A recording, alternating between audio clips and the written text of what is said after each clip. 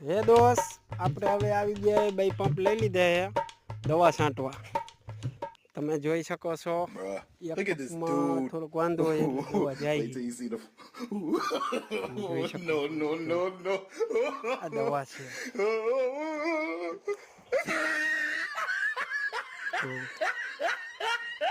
જીરામાં A મસી આવી few ગઈ હતી moments later. એટલે દવા છાંટવી પડશે આપણે હવે દવા આમાં લગાવી દેવી છે લીધી છે તમે જોઈ શકો છો આવી દવા હોય